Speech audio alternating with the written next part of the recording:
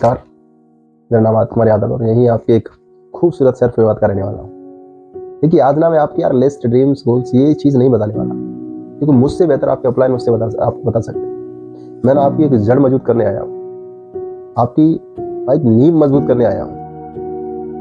क्या कहते हैं ना, जो भटके और जो अटके सब भटके, तो सिर्फ आप यार नींव मजबूत करने आया हूँ, क्योंकि लिस्ट, ड्रीम्स, गोल्स मुझसे बेहतर आपके अपलाइन आपको बता सकते हैं। स्पेशल मैं वीडियो बनाऊंगा, आपकी नींव मजबूत करनी है। इस बिजनेस में कैसे कैसे लोगों से आपको मिलावटी करनी पड़ेगी, कैसे कैसे प्राणियों का आपको सामना करना पड़ेगा, कैसे कैसे लोग आपके सामने आएंगे, तो ये सारी चीज़ आपको मैं पहले बता दूं। क्योंकि मेरा मानना है सर, लिस्ट वेस्ट बात काम पहले व्यक्ति यहाँ से सेट होना चाहिए। क्योंकि आपने लिस्ट बनवा दी, ड्रीम्स लगवा दी, ये करवा दी, वो करवा दी, लेकिन यहाँ से सेट नहीं किया है वो। अब तुमने सारा काम उसको करवा दिया, जैसे वो फील्ड में निकला 2-4 लोग उसको मिल गए, कर दिया नेगेटिव, तो लिस्ट, ड्रीम्स वगैरह काम में आएंगे नहीं आएंगे। तो मैं आपको यहाँ से मजबूत करने जा रहा हूँ, यहाँ से मजबूत करना चाहता हूँ सबसे पहले। देखिए इस पूरे बिजनेस में जब आप ज्वाइन किया, जब से आपने ज्वाइन किया, लिस्ट सारी चीज़ सेट है आपकी। फिर जैसे जब आप फील्ड में निकलते हैं तो कैसे कैसे लोगों को आपको सामना करना पड़ता है, इसको जरा समझते हैं गौर से। देखिए सबसे पहले क्या होता है कि लोग फील्ड में जाते हैं, एक को प्लान दिखा दिया, 2, 3, 4, 5 मना कर दिया, व्यक्ति नेगेटिव होकर घर पे बैठ गया। अब वो अपलाइन का फोन भी नहीं उठा रहा है, तो सर वो आपके साथ जुड़ेगा क्यों? क्योंकि आपने अभी सीखा कहाँ है। बिना सीखे आप निकल गए, बिना नॉलेज हुए आप निकल गए, तो अभी आपने कुछ सीखा नहीं है। और बिना सीखे जब आप जाओगे तो उसको समझा के पाओगे, क्योंकि आपने एक बार प्लान देखा था, आपकी उस व्यक्ति ने जिसने आपको प्लान दिखाया था उसने आपको समझाया 100%, अपने एफर्ट्स 100% लगाए थे उसने, लेकिन आपकी समझ में आया 50%। ये फैक्ट है इस बात का, जो पहली बार व्यक्ति की समझ में सिर्फ 50% आता है। जब आपने समझा 50%, तो सामने वाले को आपने बता पाया 30%। अब उसको बताया 30%, तो उसकी समझ में कितना आया? मात्र 10%। अब 10% जो व्यक्ति समझेगा, मुझे बताइए क्या फैसला लेगा? नहीं लेगा। तो सबसे पहले क्या करना है, अपने आप को सिखाना है। अपने आपको प्लान बिल्कुल प्रॉपर आना चाहिए, बढ़िया तरीके से। दूसरा, अब लोग कैसे कैसे मिलेंगे। सबसे पहला प्राणी आपको मिलेगा कि ये बिजनेस मेरे फूफा के लड़के ने किया था, 3 साल किया था, उसका कुछ हुआ नहीं, ये भी मिल जाएंगे। फिर दूसरा आपको मिलेगा कि अब तू सिखाएगा हमको बिजनेस करना, ये बाल हमारे धूप में सफेद नहीं पड़े हैं, ऐसे व्यक्ति मिलेंगे। तीसरा व्यक्ति आपको मिलेगा कि ऐसे बिजनेस चलते नहीं है, ये लोगों को फंसाने वाला काम है, लोग फंस जाते हैं, एक दूसरे का पैसा लगाते हैं फिर निकालने में लग जाते हैं, ऐसे भी लोग आपको मिलेंगे। ये चैन स्कीम है, कंपनियां भाग जाती हैं, बहुत सी आई बहुत सी चली गई, तो ऐसे ऐसे लोगों का सर सामना आपको करना पड़ेगा। रेडी हो जाइए ऐसे लोगों का सामना करने के लिए। अब देखिए, जैसे अभी उसने बताया कि कंपनी भाग गई, तो सर कंपनियां सिर्फ 3-4 कारण होते हैं भागने के। कंपनी कौन सी भागती है मैं आपको पहले बता देता हूँ। पहली कंपनी भागती है जो कंपनी उधार बेस पर काम करती है। मार्केट में मान के चलो, अभी मेरी दुकान है, मैंने उधार का फंसाया मार्केट में, अब मेरी जो उधार फंसा था वो मुझे रिटर्न नहीं आया, तो जब रिटर्न नहीं आएगा तो कंपनी लॉस में जाएगी, तो जब कंपनी लॉस में जाएगी तो कंपनी के भागने के चांस ज्यादा बनेंगे। तो अपनी जो संस्था है डिजिशॉप, जिसकी बात कर रहा हूँ, अपनी जो संस्था है वो न तो उधार का काम करती है, ना तो आप पे कभी उधार करेगी। तो मैं आप लोगों को बधाई देना चाहता हूँ, हमारी जो संस्था है जिसका नाम है डिजिशॉप, वो कभी उधार का काम नहीं करती है। पहला कारण हो गया भागने का ये। तो जब उधार का काम नहीं करती तो भागेगी क्यों? पहली चीज। दूसरा कारण होता है जो कंपनी कच्चे माल पर काम करती है, जैसे अमूल वाला है। अमूल वाले को किसी उद्योगपति ने ऑर्डर दिया कि सर आपको इतना टन माल आपको बनाना है, कल मेरे बेटे का बर्थडे है। कोई उद्योगपति व्यक्ति होगा, पैसे वाला, उसने ऑर्डर दिया अमूल वाले को, तो अमूल वाले ने इतना स्टॉक बना के रख लिया, कुछ एडवांस भी उसने दे दिया। तो जब वो उतना स्टॉक बना के रख लेगा, अब अचानक उसने कर दिया मना कि सर मुझे अब नहीं चाहिए। अच्छा आप बताइए, कच्चा माल दूध, दही, बर्फ ये अमूल वाला बनाता है, जब इतना माल बना के रख लेगा, अब उसने अचानक कर दिया मना। आज जब वो मना करेगा, कच्चा माल खराब होगा, बिल्कुल खराब होगा। तो जब कच्चा माल खराब हो तो कंपनी लॉस में जाएगी, और जब कंपनी लॉस में जाएगी तो कंपनी भागने के चांस ज्यादा बनेंगे। तो बधाई हो साथियों, आपको आपकी जो कंपनी है वो कच्चे माल पर काम नहीं करती है, वो सोने चांदी जैसे बेहतरीन आभूषणों पर काम करती है, न तो वो गलते हैं न सड़ते हैं। उनकी जो उम्र है, उनका जो रेटिंग है वो प्रतिदिन बढ़ते हुए क्रम में जाती है। क्योंकि मैंने सुना है सोने के बारे में, सोना कभी कम नहीं होता है, वो बढ़ते हुए क्रम में जाता है। तो दो कारण हो गए ये। तो दोनों कारणों में हमारी कंपनी दमदार है, भागने का कोई चांस नहीं है। तीसरा कारण होता है लोगों के दिमाग में रहता है कि पल्स, एक पल्स कंपनी आई थी। अच्छा, पल्स कंपनी का भागने का सबसे बड़ा कारण ये देखो कि पल्स ने कहा था कि आप हमको इतना दो और इतने समय में आपको दोगुना करके दे देंगे। 1 लाख दो, एक साल में या 1 महीने में 2 लाख करके दे देंगे, कुछ ऐसा ही बोला। अच्छा, एक बात हो, सोचने वाली बात है, ऐसा कुछ होता तो सरकार से लेटर आता। आरबीआई जो बैंक है वो सर 5 साल में दोगुना करती है, और 5 साल में दोगुना करती भी नहीं है वो। ये कंपनी आपको दोगुना करके दे कहां से देगी, पहले तो ये बताओ मुझे। और फिर लोगों से कहो, फिर वो ऐसे कहते हैं। तो कुछ बेवकूफ जो लोग थे वो उसका शिकार बन गए। अब शिकार बन गए तो उसको ले बैठे वो, क्या ऐसी कंपनी चली जाती है, कंपनी भागी। पल्स का भागने का कारण यार, पल्स को एक ना एक दिन भागना ही था, क्योंकि ऐसी कोई कंपनी नहीं है जो आपको दोगुना करके दे दे। क्योंकि कोई भी कंपनी अपनी जेब से पैसा नहीं देती है, और कोई स्कीम नहीं होती जो आपको दोगुना करके दे दे। अगर ऐसी कंपनी आपसे बोल रही है कि हम आपको आने वाले समय में दोगुना करके दे देंगे, सोच लो दाल में कुछ काला है। तो कुछ लोग उसमें चले गए, अब उस कंपनी को लेकर बैठे हैं। अब ऐसा तो नहीं है कि उस कंपनी की वजह से सारी कंपनी खराब हो। तो हमारी कंपनी आप पे कोई इन्वेस्टमेंट नहीं कराती है, आपको सिर्फ सिंपल एक खरीदारी करनी है और उस खरीदारी का पैसा आपको मिल जाता है।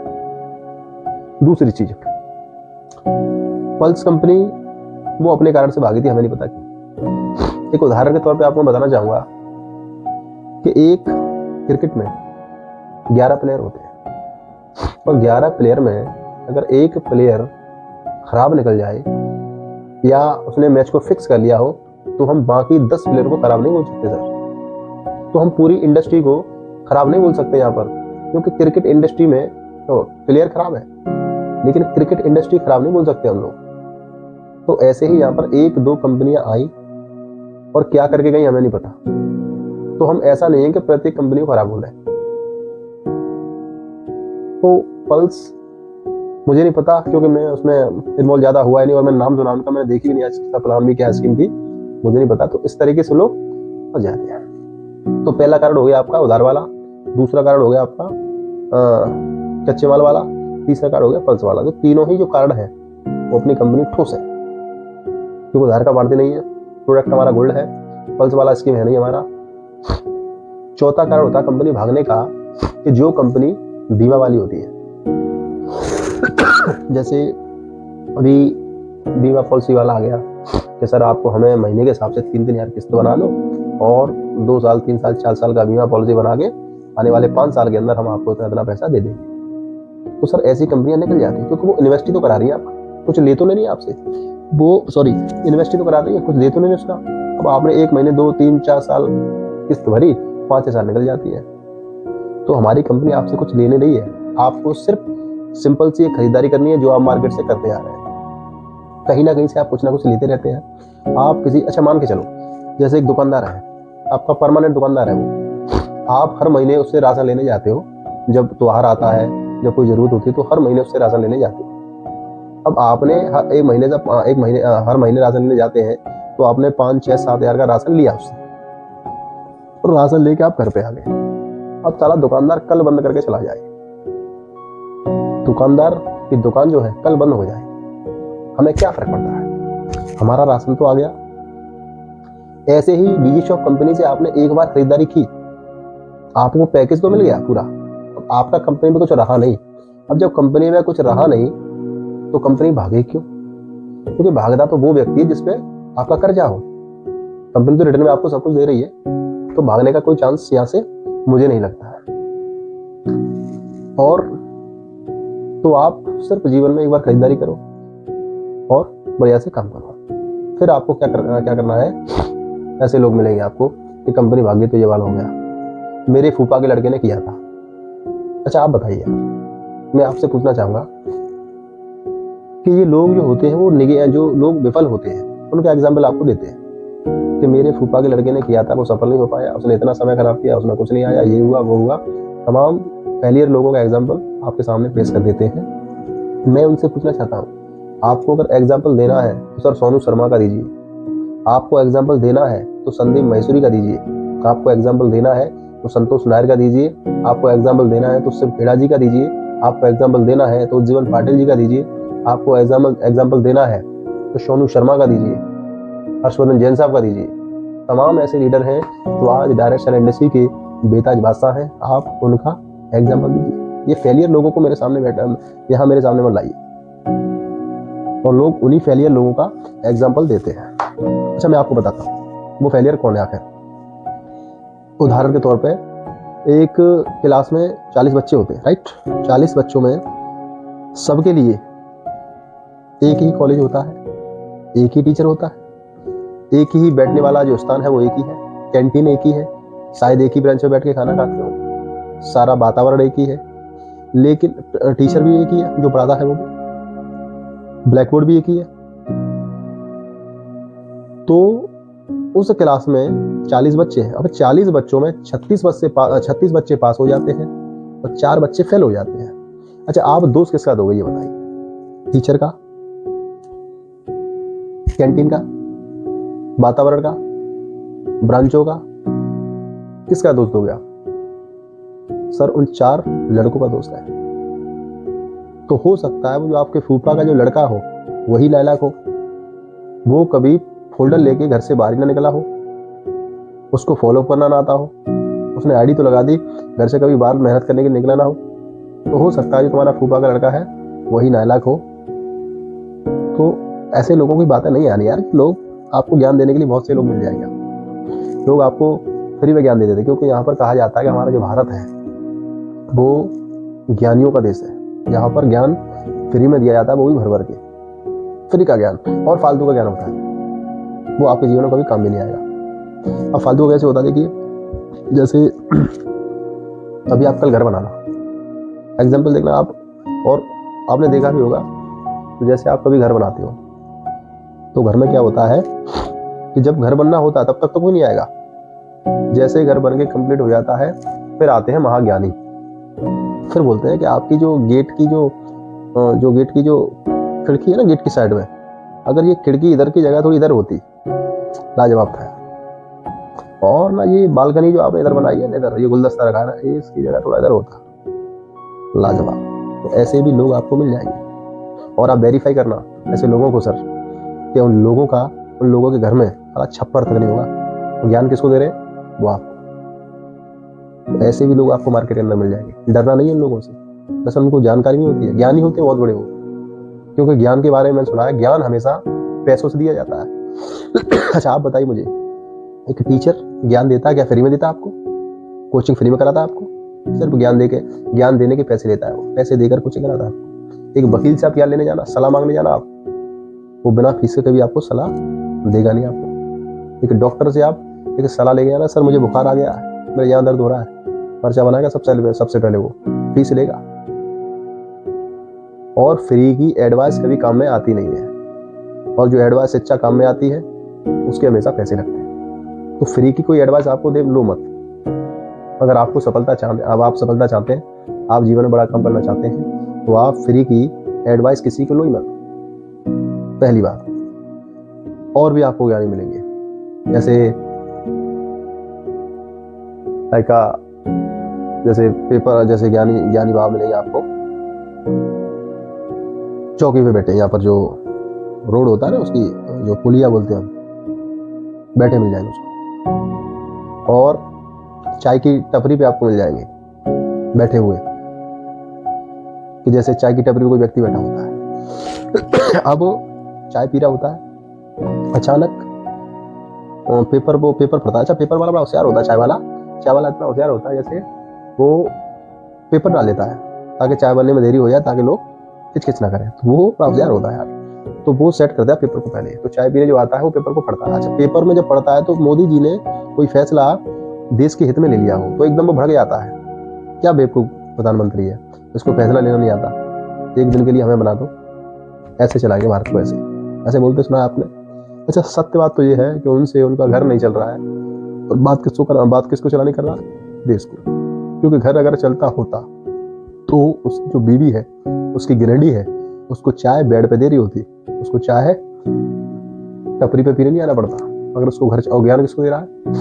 नरेंद्र मोदी जी को। ऐसे ही आपने देखा होगा कि एक गली मोहल्ले का लड़का टीवी देख रहा होता है और टीवी में एक मैच चल रहा होता है और सूर्य कुमार यादव उसमें ड्राइव कर रहा होता है, बड़ा बढ़िया से खेल रहा होता है। अचानक एक गेंद आती है और सूर्य कुमार यादव उसको रोक देता है, अपने डिफेंस में खेल देता है उसको। और जब वो डिफेंस में खेलता है तो कुछ एक लड़का उसमें से खड़ा होता है जो गली में खेलता है, क्या बेवकूफ बल्लेबाज है, ये छक्के गेंद उसने मिस कर दी, अगर मैं होता इसको मार डालता पवेलियन के बाहर। अब देखो ज्ञान किसको दे रहा है? जो गली में खेल रहा है। और ज्ञान किसको दे रहा है? वो जो वर्ल्ड क्लास प्लेयर है, दुनिया का विहंगम बल्लेबाज में से एक बल्लेबाज है सूर्य कुमार यादव, उसको ज्ञान दे रहा है। तो ऐसे ज्ञानी भी आपको मार्केट के अंदर मिल जाएंगे, उसमें तो घबराना नहीं है, उनको ठीक से आप जवाब देना है, क्योंकि दरअसल उनको नॉलेज नहीं होती है उनको इस फील्ड की, लेकिन आप तो इस फील्ड के पक्के मास्टर हैं। तो मार्केट के अंदर आपको अंधे व्यक्ति मिल जाएंगे, ऐसे अंधे लोग मिल जाएंगे जिनको इसकी नॉलेज नहीं है। देखो आपको मैं कहानी सुनाता हूँ। एक तो हाथी था, गांव में आया था और उस गांव में 4 अंधे रहते थे। हाथी आया, 4 अंधे रहते थे। अंधों ने एक फरमाइश की कि हमको हाथी को देखना है। कोई व्यक्ति ने कहा आप तो देख नहीं पाते, हाथी को कैसे देखोगे? बोला हम छू के हाथी को देख लेंगे। बोला ठीक, ले गई। मान के पहले को पकड़ाया तो उसके हाथ में हाथी की पूंछ आ गई। दूसरे को दिखाया, उसने पेट को पकड़ा, तीसरा पैर को पकड़ा, चौथा उसकी सूंड को पकड़ा। अब उन चारों को एक जगह बिठाया गया कि हाथी कैसा था। अच्छा, जिसके हाथ में पूंछ आई थी वो कह रहा था हाथी झाड़ू जैसा था, जिसके हाथ में सूंड आई थी वो कह रहा था झाड़ू हाथी पाइप जैसा था, और जिसके हाथ में पेट आया था वो कह रहा था सर जो हाथी है वो एक गोल है, मटके की तरह है, और जो उसने पैर पकड़ा था वो कह रहा था सर हाथी खम्बे की तरह है। लेकिन मैं आप लोगों से पूछना चाहता हूँ कि हाथी वाकई ऐसा था? बिल्कुल नहीं, वो उनका अनुभव था। ऐसे ही मार्केट में जो व्यक्ति बैठे होते हैं वो उनका अपना अपना अनुभव होता है, उनको दरअसल चीजें पता नहीं होती है। जैसा जिसको अनुभव मिल गया उसी बेस से बात करता है, लेकिन आपको प्रॉपर नॉलेज है, आप यहाँ से मजबूत हो जाओ लोगों के लिए। लोग तो पता नहीं आपको बुरा भला बोलेंगे, उल्टा सीधा बोलेंगे, ये करने का नहीं, ये भी कोई काम है, तमाम तरीके बात करेंगे आपसे। लेकिन आप अगर जीवन में सफल होना चाहते हैं सर, तो आप सिर्फ अपने आप को 3 साल के लिए डीजी शॉप में समर्पित कर दो शिद्दत के साथ। मैं गारंटी दे रहा हूँ आपकी, मैं आदित्य कुमार यादव आपसे बोल रहा हूँ कि आप जीवन में वो मुकाम हासिल करोगे जिसकी आपने कभी कल्पना नहीं की। सिर्फ 3 साल करने की आपको आवश्यकता है, क्योंकि आपने सुना है लोग जब आपको ऐसा बोलते हैं तो समझ लो आपकी तरक्की नजदीक है, क्योंकि पत्थर उसी पेड़ पे मारे जाते हैं सर जहां फल होते हैं। तो आपको अगर लोग ऐसा बोले तो समझ लेना कि आपकी तरक्की होने वाली है। ये आपने देखा होगा कि जो बेकार लोग होते हैं, जो खराब लोग होते हैं, कुछ काम धंधा नहीं करते हैं, फजूल में डुलते हैं चुट्टा मारते हुए, उन लोगों से कोई कुछ नहीं कहता। लेकिन जो व्यक्तिगत जीवन में कुछ करना चाहता है उसके पीछे ना बम लगा देते हैं, उसके बारे में उल्टा सीधा बोलते हैं। तो आपको टेंशन नहीं लेनी है, जो व्यक्ति आपसे मार्केट में बोल रहा है उसको बोलने दो, तो दमदारी के साथ करो, कोई टेंशन नहीं है। और उम्मीद करता हूँ इस वीडियो के बाद आपको बहुत कुछ सीखने के लिए मिला होगा और बहुत कुछ नई नई चीज़ें आपको मैंने बढ़िया से आपके साथ साझा की। और मुझे खुशी है इस बात की कि मैं आपके कुछ काम में आ पा रहा हूँ और मैं आपकी ज़िंदगी के लिए, आज के आपके उज्जवल भविष्य के लिए कुछ कर पा रहा हूँ। मुझे इस बात का बहुत बहुत प्राउड फील होता है कि मेरा जो शरीर है वो आप लोगों के लिए आ पा रहा है। So thank you very much.